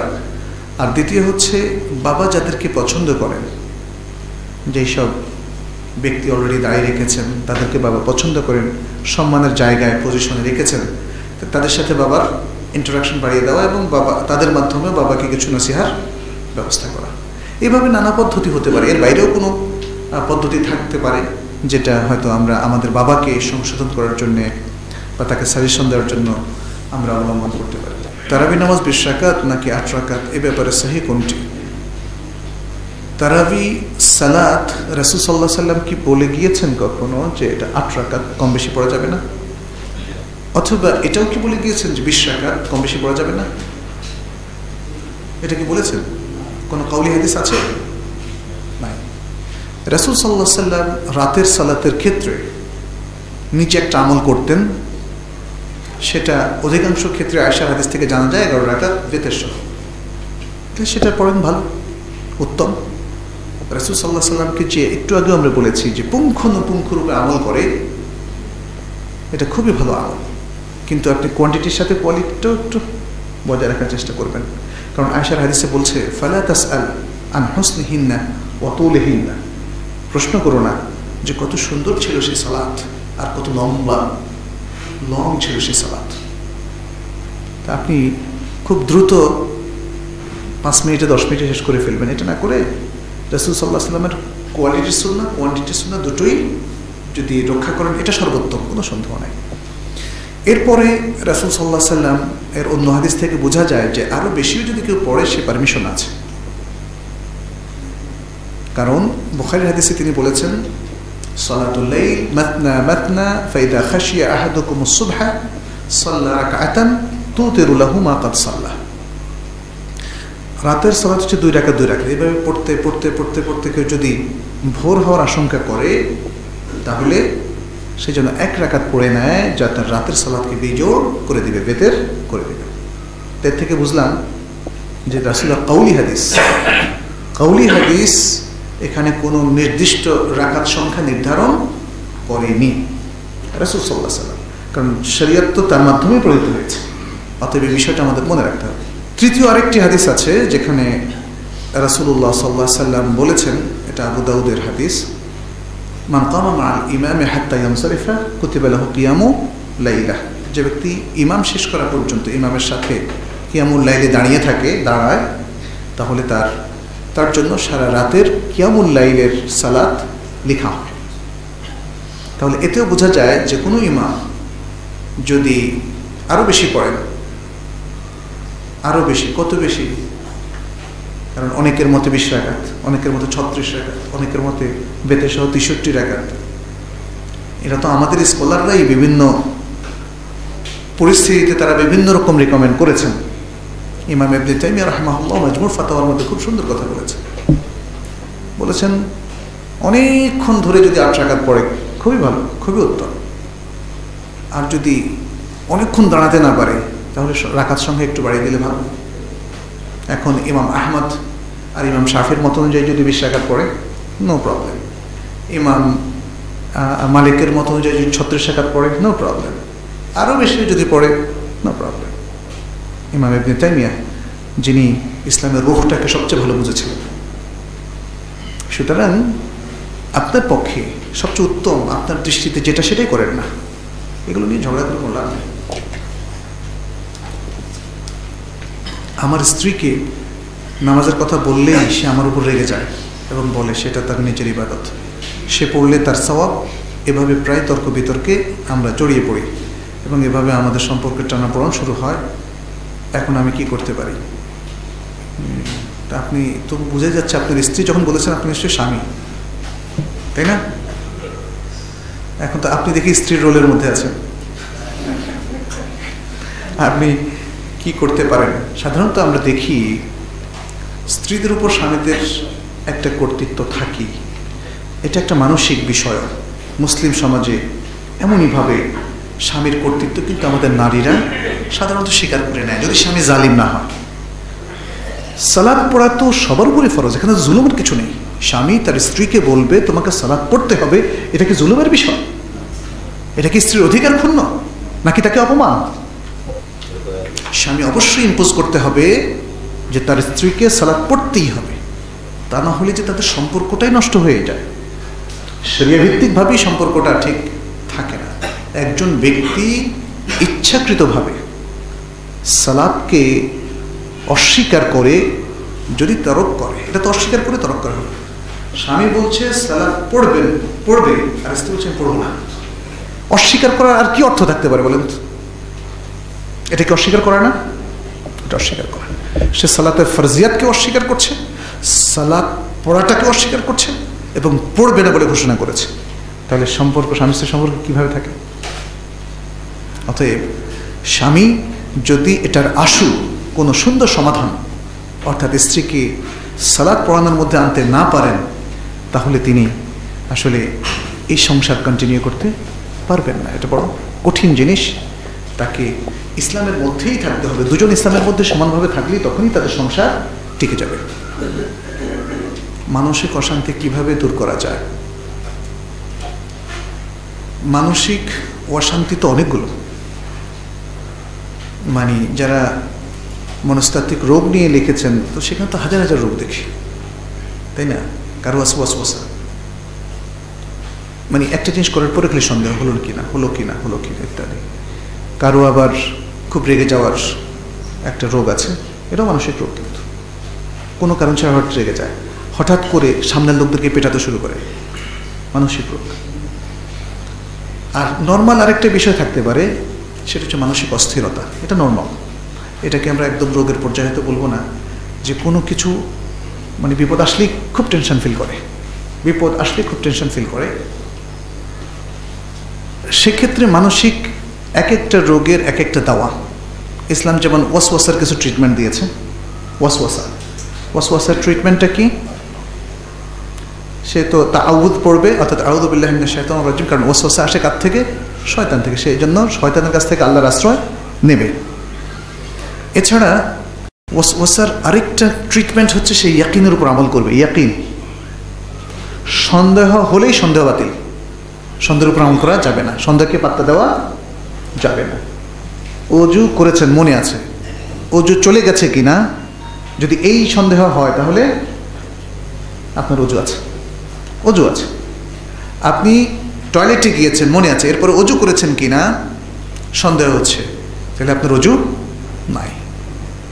কারণ পরবর্তী যে সন্দেহ আছে ইয়াকিনের মোকাবেলা সেটা করতে পারবে না।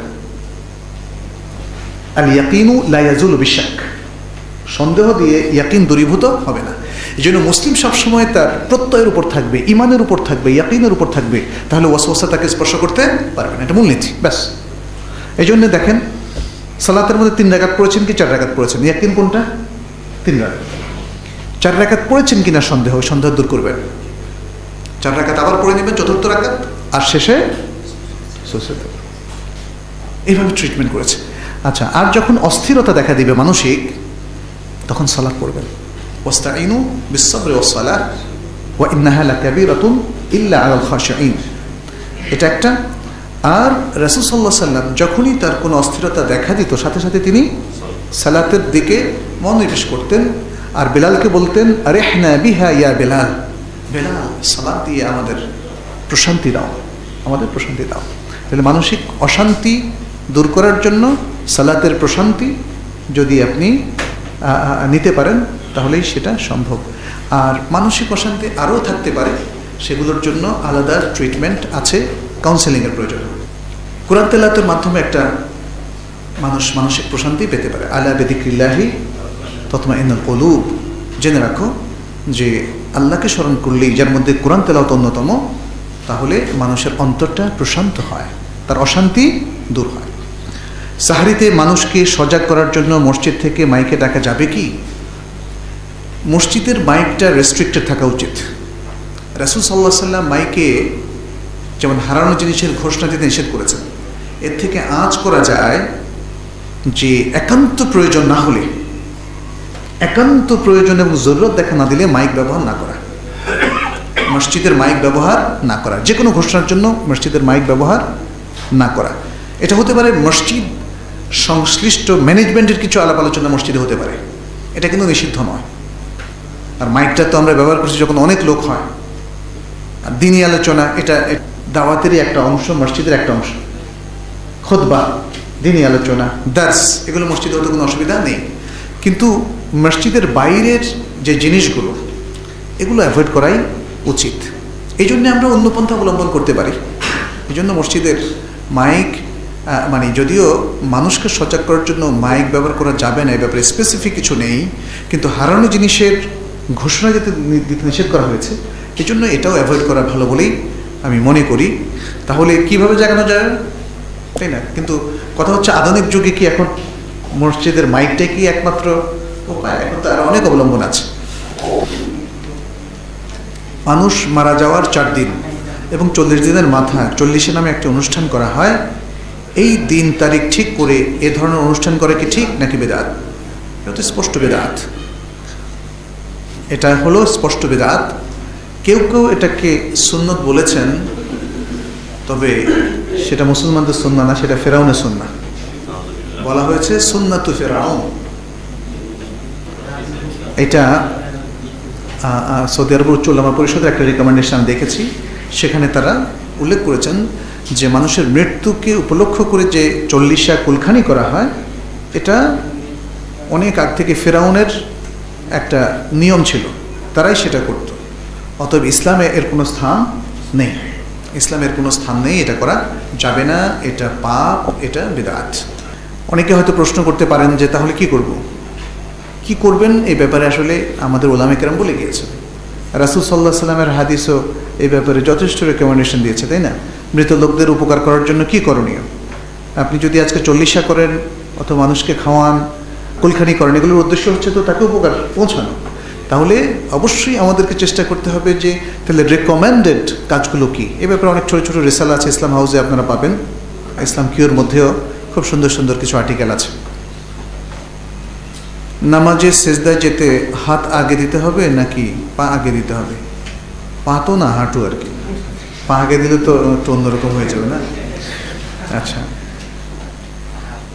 এইটা একটা হাদিসের ব্যাখ্যা। আসলে বলা হচ্ছে উটের মতো না বসতে, এখন উট কার মতো বসে?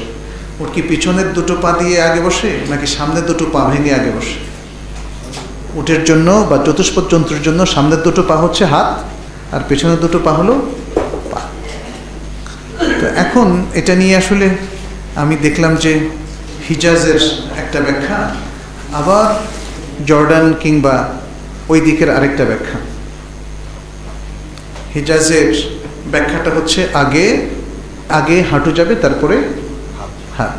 শেখ সালেহ বিন উসাইমিন সহ অনেকেই বলেছেন, এবং এ প্রসঙ্গে তাদের অনেককেই দেখেছি, কেউ কেউ বলেছেন যে আমাদের এলাকার উট এভাবেই বসে। আর যারা বলেছেন যে আগে হাত যাবে পরে হাঁটু, যেমন শেখ আলবানী রাহিমাহুল্লাহ হাদিসের একই হাদিসের ব্যাখ্যা, তারা বলেছেন যে তাদের এলাকার উট এভাবেই বসে। তো যাই হোক, বিষয়টা দেখা যাচ্ছে যে প্রত্যেকের ইজতিহাদের উপর নির্ভরশীল। এটা নিয়ে শেখ সালেহ বিন উসাইমিনও বাড়াবাড়ি করতে নিষেধ করেছেন, যে যার মতো আমল করুক, কোনো অসুবিধা নেই, কোনো অসুবিধা নেই। কথা হচ্ছে যে হাদিসকে সঠিকভাবে বোঝার চেষ্টা করতে হবে, এরপরে যে বুঝটা আসে আমাদের সে আলোকে আমরা আমল করব। ইমান ভঙ্গের কারণগুলো কী কী? ইমান ভঙ্গের তো অনেকগুলো কারণ আছে। কেউ কমন আইটেমগুলো উল্লেখ করে এটাকে 10টার মধ্যে উল্লেখ করেছেন, যেমন শেখ মোহাম্মদ ইবনে আব্দুল ওয়াহাব। কেউ এটাকে আরও অনেকগুলো উল্লেখ করেছেন, অর্থাৎ শাখা প্রশাখাগত ইমান ভঙ্গকারী বিষয়গুলোকে। প্রধানতম যে বিষয়গুলো সেগুলো আমরা এখানে আলোচনা করছি। 1 নম্বর হচ্ছে শিরক। শিরকের সাথে থাকবে কুফর। শিরক হচ্ছে আল্লাহর রুবুবিয়তের মধ্যে শিরক করা, অথবা তার উলুহিয়তের মধ্যে শিরক করা, অথবা তার কোনো নাম কিংবা গুণকে অস্বীকার করা। এটা হলো শিরকের খুব সংক্ষিপ্ততম অর্থ। এভাবে আল্লাহর সাথে আর কাউকে অংশীদার করা তার রুবুবিয়তের ক্ষেত্রে অথবা ইবাদতের ক্ষেত্রে, তাহলে সে শিরক করলে মানুষের ঈমান আর ঈমান থাকবে না। এবং সে কথাটাও আল্লাহ তাআলা কোরআনে বহুবার বলেছেন। শিরকের উপর আলোচনা কিন্তু একটা দীর্ঘ আলোচনা, বিষয়। আল কোরআনে বেশ কয়েকটা বিষয় নিয়ে ব্যাপক আলোচনা হয়েছে, যেমন ঈমান একটা, তাওহীদ, শিরক, কুফর, এই বিষয়গুলো, তাকওয়া, এই বিষয়গুলো আল কোরআনে প্রচুর, শত শত আয়াত। একটা আয়াত শুধু বলি, ইন্নাল্লাহা লা ইয়াগফিরু আন ইউশরাকা বিহি ওয়া ইয়াগফিরু মা দুনা যালিকা লিমান ইয়াশা। আল্লাহ তাআলা তার সাথে শরীক করাকে কখনোই ক্ষমা করবেন না, এছাড়া আর যে কোনো পাপকে তিনি ক্ষমা করবেন। তার মানে হচ্ছে শিরক হচ্ছে আকবারুল কাবায়ের, এটা একটা শিরক কমিট করলেই পুরো ঈমানটা ধ্বংস হয়ে যায়। দ্বিতীয় হচ্ছে কুফর। কুফর মানে হচ্ছে আল্লাহকে অস্বীকার করা, অথবা আল্লাহর কোনো বিধানকে অস্বীকার করা, আল্লাহর ওয়াহিকে অস্বীকার করা। এটা একটা কমন আইটেম। সকল শিরক আলটিমেটলি কুফর হয়ে যায়, তবে সব কুফর শিরক নাও হতে পারে, সব কুফর শিরক নাও হতে পারে। এই দুটো ঈমান ভঙ্গের কারণ। এছাড়াও আরও আছে, যদি কেউ আল্লাহর অবতীর্ণ কোনো বিধানের প্রতি সন্দেহ পোষণ করে, যেমন কোরআন আল্লাহর নাজিলকৃত গ্রন্থ কিনা, মুহাম্মদ সাল্লাল্লাহু আলাইহি সাল্লাম আল্লাহর নবী কিনা, তাহলে এটা তার ঈমানকে ভেঙে ফেলবে। যদি কেউ আল্লাহ তাআলার ওহীর কোনো বিধানকে ইস্তেহজা করে, উপহাস করে, তাহলেও সে ঈমান থেকে বের হয়ে যাবে। যেমন সে কোরআনের প্রতি কটু বাক্য বলল, উপহাস করে বাজে কথা বলল, অথবা আল্লাহর নবী সাল্লাল্লাহু আলাইহি সাল্লামকে গালিগালাজ করলো, তাকে হীন করলো, অপমান করলো, আল্লাহকে অপমান করলো, অথবা তিরস্কার করলো। এগুলো হচ্ছে ইস্তেহজা বিদ্দীন। তাহলে তার ঈমান ভঙ্গ হয়ে যাবে।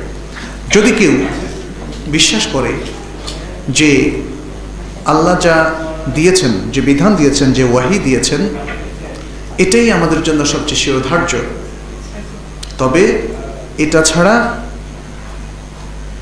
আমি অন্যটাও মানতে পারব, অথবা আল্লাহর বিধানও মানা যাবে আর আমার নিজস্ব বিধান অথবা মানব মতবাদও মানা যাবে, অথবা আল্লাহর বিধানের চাইতে মানব বিধানই, বৈজ্ঞানিক মতবাদগুলোই অনেক উত্তম। এই তিনটাই তাকে ঈমান থেকে বের করে দেবে। তো এভাবে ঈমানের ভঙ্গের আরও অনেকগুলো কারণ আছে।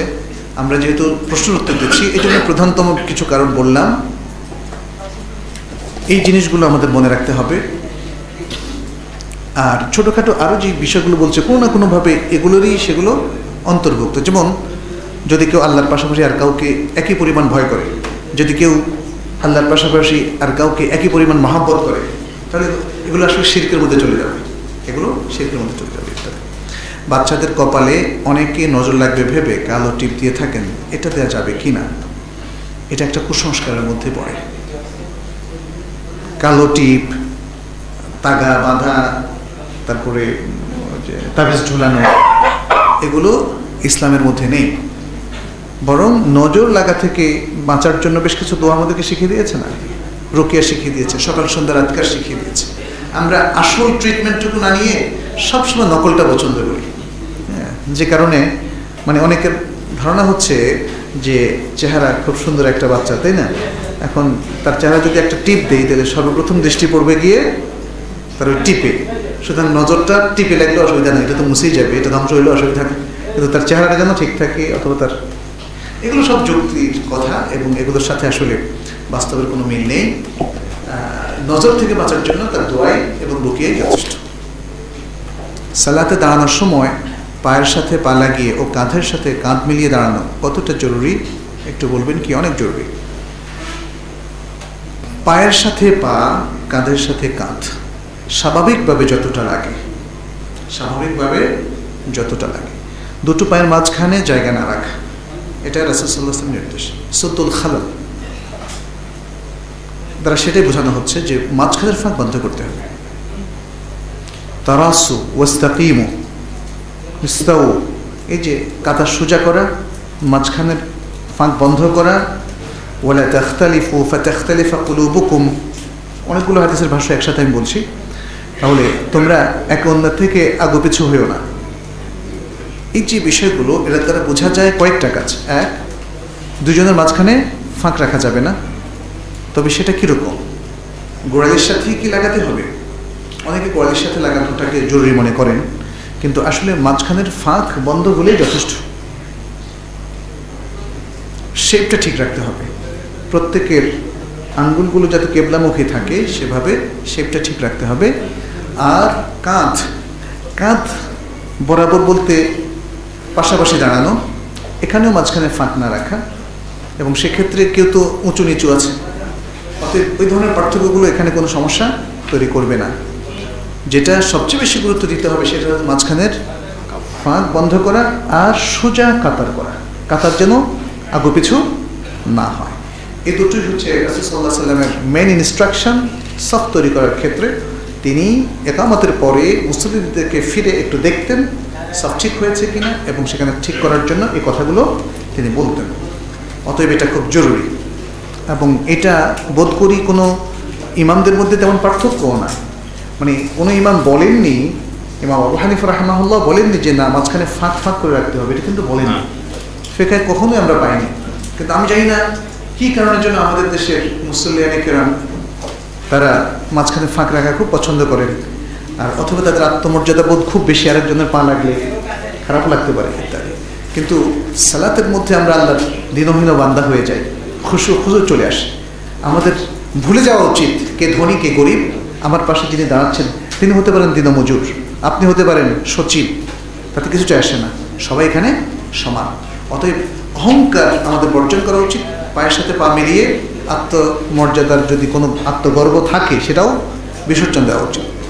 অমুসলিমদের কাছে দাওয়াতি কাজের পদ্ধতিটা কি? মুসলিমদের দাওয়াত আর অমুসলিমদের দাওয়াতের মধ্যে অবশ্যই কিছু পার্থক্য থাকবে। অমুসলিমদের দাওয়াতের পদ্ধতিটা রাসূল সাল্লাল্লাহু আলাইহি ওয়াসাল্লাম মুআয ইবনে জাবাল রাদিয়াল্লাহু তাআলা আনহুকে শিখিয়ে দিয়েছিলেন, তাই না? যে তুমি যখন আহলে কিতাবের একটা কওম যারা মুসলিম ছিল না তাদের কাছে যাবে, তখন তাদেরকে আহ্বান করবে আকীদার সাক্ষ্যের দিকে, শাহাদাতের দিকে, শাহাদাত আল্লাহ ইলাহা ইল্লাল্লাহ ওয়া আন্না মুহাম্মদ রাসূলুল্লাহ, এই দুটো জিনিস এর দিকে তাদেরকে আহ্বান করবে, কারণ এটা মূল জিনিস। এই শাহাদাত বাণী উচ্চারণ করার মধ্য দিয়ে তারা দ্বীনের মধ্যে প্রবেশ করে। শাহাদাত বাণী ছাড়া তো তার আর ভালো কাজের কোনো মূল্য নেই। ফলে তাদেরকে এই কালিমার দিকে তাদেরকে দাওয়াত দিতে হবে, এই কালিমায় তাদেরকে কনভিন্স করতে হবে, এবং তারা যদি সেটা মেনে নেয় তখন তাদেরকে সালাতের দিকে আহ্বান করতে হবে, সালাত শেখাতে হবে। একজন নও মুসলিমও যখন হয় সে তার কালিমার পরে সেকেন্ডলি যেটা শুরু করবে সেটা হলো সালাত সালাত, এবং তারপরে পর্যায়ক্রমে অন্য আমলগুলো তার উপর আসবে। যেমন রমাদান মাস আসলে তখন সে সিয়াম পালন করবে, এটা তো বছরে 1 মাস। সম্পদশালী হলে সে যাকাত দেবে, হজ ফরজ হলে সে হজ করবে। তবে অমুসলিমদেরকে কোরআনের মাধ্যমে দাওয়াতটাও খুব ইফেক্টিভ প্রমাণিত হয়েছে। কোরআন নানা উসলুবে অমুসলিমদেরকে দাওয়াত দিয়েছে, কোরআন ইটসেলফ। এই জন্য একটা যদি সে যে ভাষাভাষী হয়ে থাকে, মানে যদি অমুসলিম ব্যক্তি, সে ইংলিশ ভাষাভাষী হলে ইংলিশ কোরআন দেন, বাংলা ভাষাভাষী হলে বাংলা কোরআন দেন, উর্দু ভাষাভাষী হলে উর্দু কোরআন দেন। এভাবে কোরআনটা দেখা যাচ্ছে এত শক্তিশালী একটা মাধ্যম, যেটা মানুষকে খুব দ্রুত ইসলামের দিকে নিয়ে আসে। আর এর সবচেয়ে বড় প্রমাণ হচ্ছে, যেই কুরাইশ সর্দাররা ইসলামকে নিশ্চিহ্ন করতে চেয়েছিল, তারাই তো গোপনে রাত্রে এসে রাসূল সাল্লাল্লাহু আলাইহি ওয়াসাল্লামের চারপাশে এসে কোরআন শুনতো, আবার দ্রুত পালাতো, যেন কেউ দেখতে না পারে, আরে এই বেটা কোরআনের বিরোধিতা করে আর কোরআন শুনছে। কোরআন সবচেয়ে বেশি ইফেক্টিভ। কোরআনের মাধ্যমে দাওয়াতি কাজ কীভাবে করা যেতে পারে সে ব্যাপারে যারা দাঈ আল্লাহ, তাদের একটু ট্রেনিংও নেওয়া প্রয়োজন। দাওয়ার ক্ষেত্রে আমাদের বড় ধরনের ত্রুটি আছে।